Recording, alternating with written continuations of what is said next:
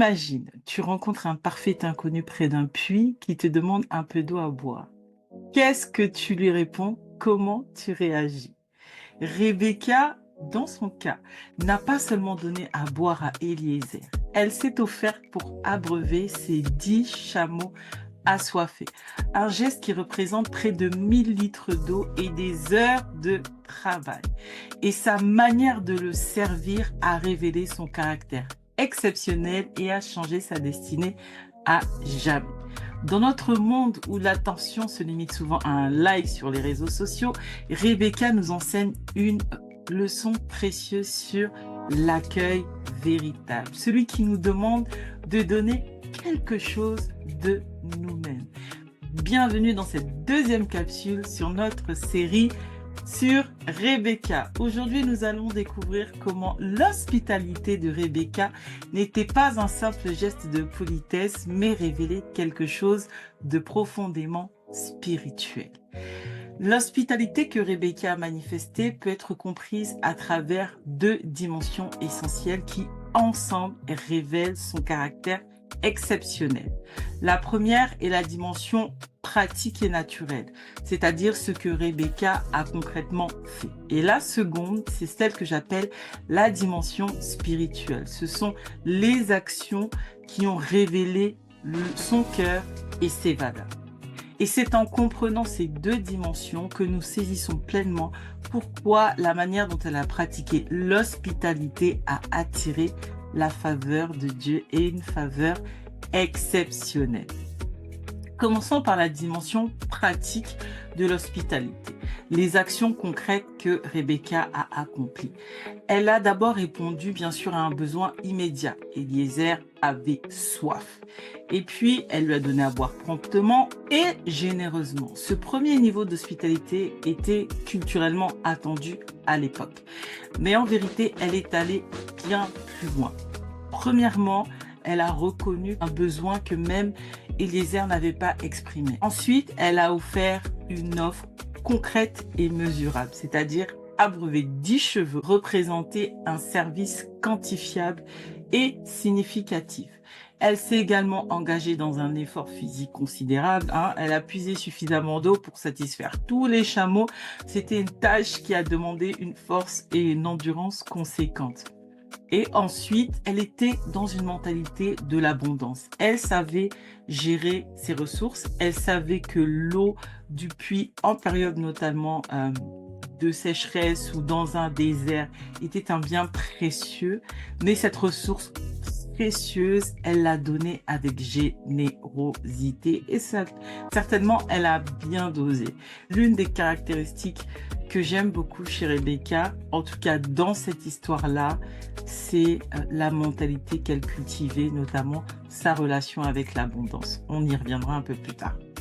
Mais quoi qu'il en soit, cette dimension pratique de l'hospitalité montre Rebecca comme une femme d'action, capable de résoudre des problèmes concrets et de répondre efficacement aux besoins physiques des autres.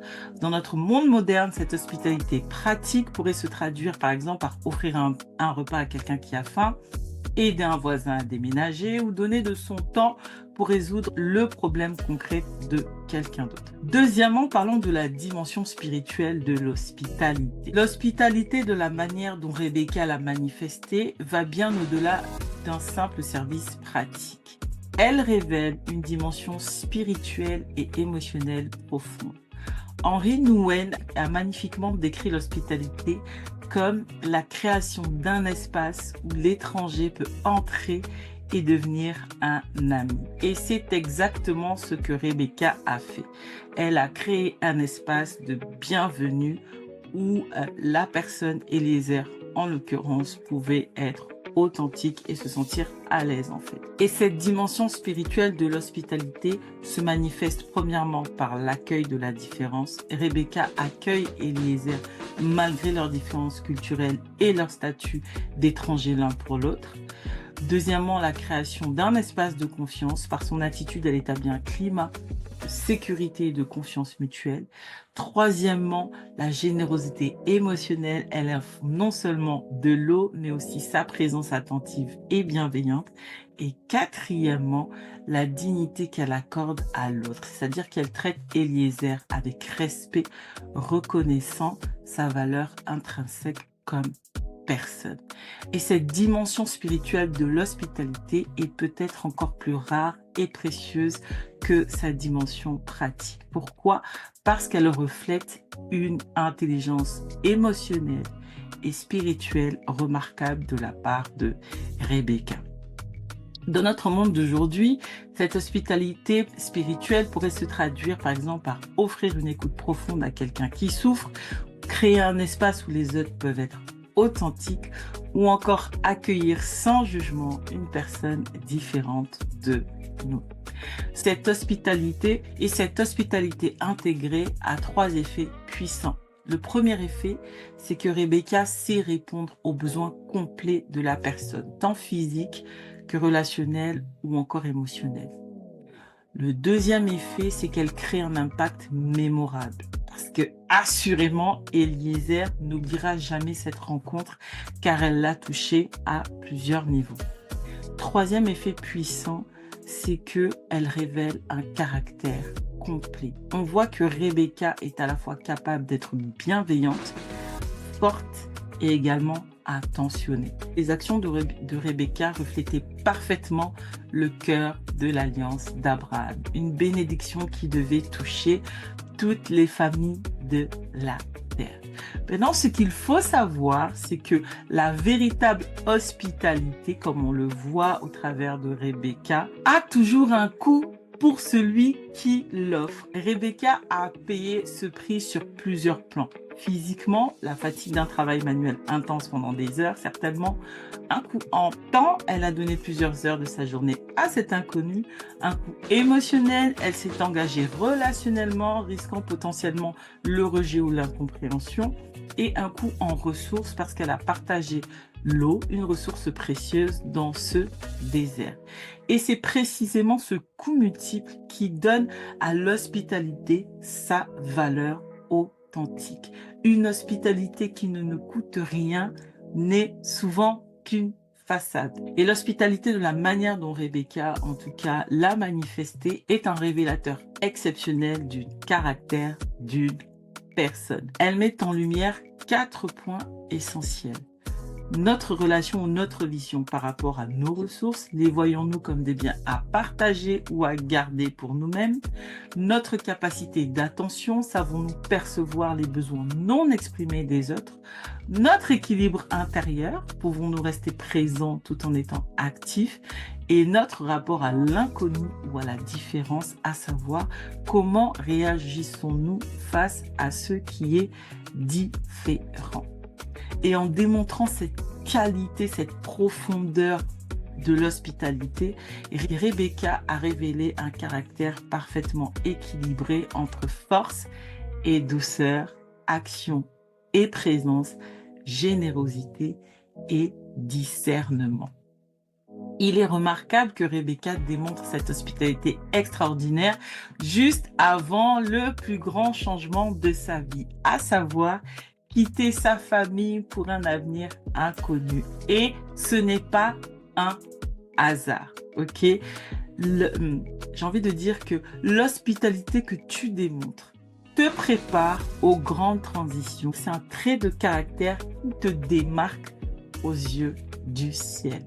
Sans peut-être le savoir, Rebecca se préparait à sa nouvelle vie en exerçant cette hospitalité. Les mêmes qualités qui lui ont permis d'accueillir Eliezer lui permettraient ainsi de s'adapter à sa nouvelle famille et à son nouveau rôle.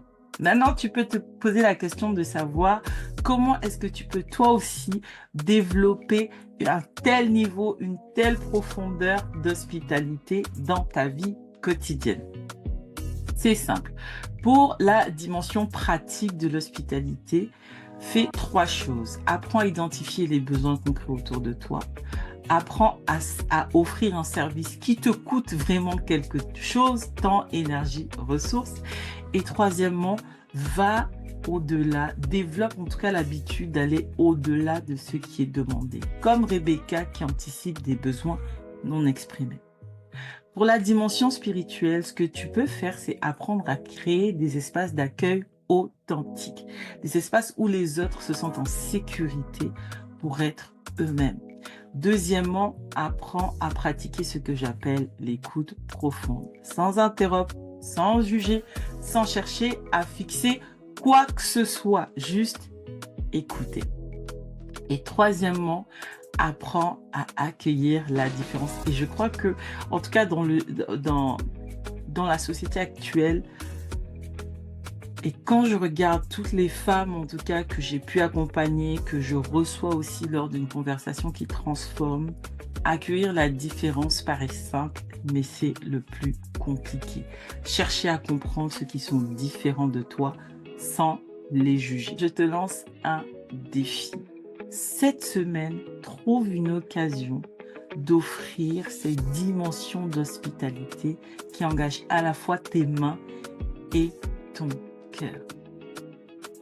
L'histoire de Rebecca nous rappelle la puissance de l'hospitalité, nous rappelle comment l'hospitalité, dans sa dimension complète, attire une faveur exceptionnelle parce qu'elle reflète un caractère exceptionnel. Dans notre prochaine capsule, nous explorerons le troisième secret de Rebecca, le courage de l'engagement, ou encore comment sa décision rapide face à l'inconnu a montré une foi extraordinaire. En attendant, si cette capsule t'a aidé, inspiré, je t'invite à réfléchir sur quelle dimension de l'hospitalité est la plus naturelle pour toi, la pratique ou la spirituelle, et comment pourrais-tu développer celle qui te vient le moins spontanément. N'oublie pas que c'est souvent dans l'équilibre entre ces deux dimensions que se trouve le pouvoir transformateur de l'hospitalité.